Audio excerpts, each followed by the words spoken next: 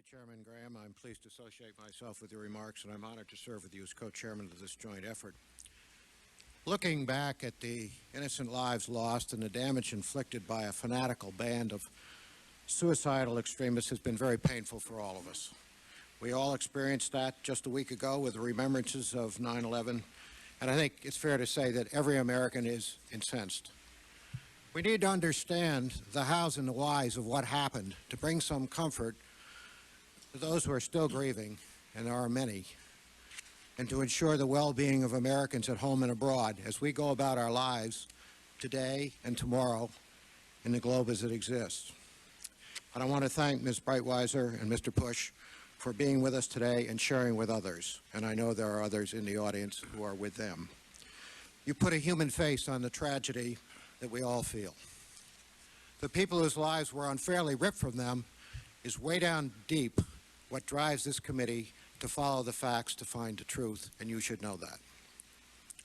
Your contribution today, representing so many who have lost so much, reminds us how the impact of September 11th is very profound and very personal across our land, and in fact, around the world.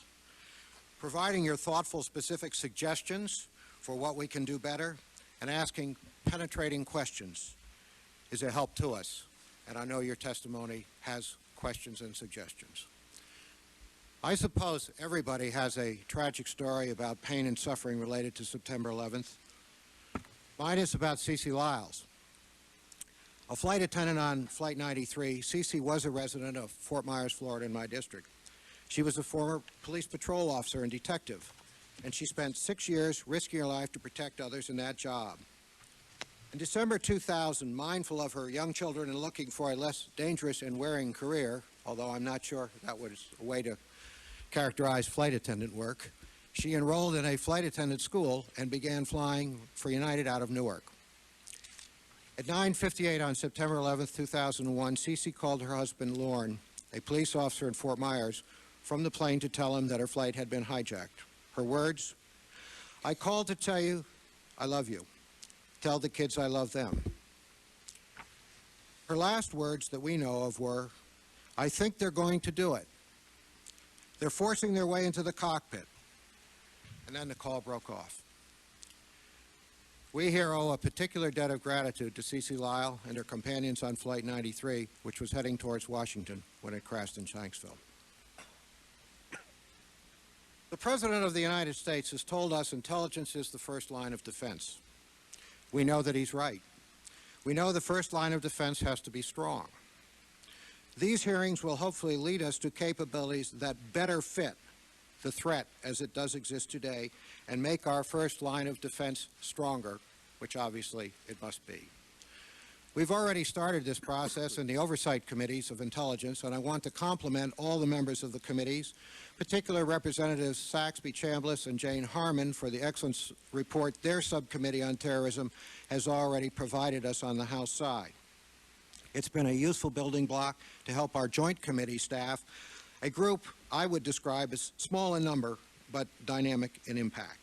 Under the leadership of Eleanor Hill, they have interviewed a multitude of people, as the chairman has said, read thousands of documents, and asked a great many questions, always with a steady hand of the members and the staffs of the House and Senate Intelligence Committees to back them up.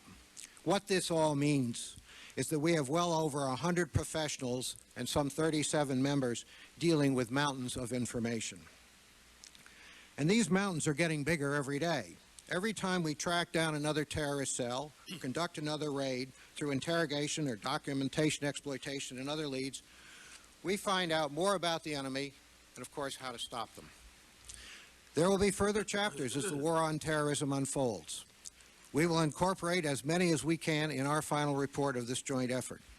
And I predict there will be plenty of work for the other standing committees of jurisdiction in Congress because our primary focus has been intelligence, and there has been more than just intelligence involved in this situation. What forms further investigations take, we'll leave to the future and concentrate now on finishing our work as completely, as accurately, and expeditiously as possible. The terrorist threat remains high.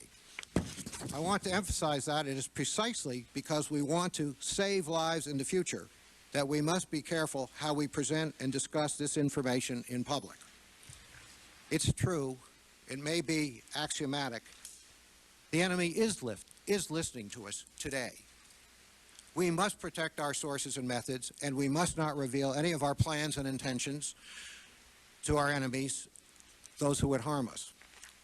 So today we begin the process of open hearings with the understanding not everything can be discussed in this forum as much as we would like to share it with America, but that much can and should be explained to our nation, which is our goal, and we will go as far as we can. Having said that, Mr. Chairman, I thank you and look forward to the testimony of our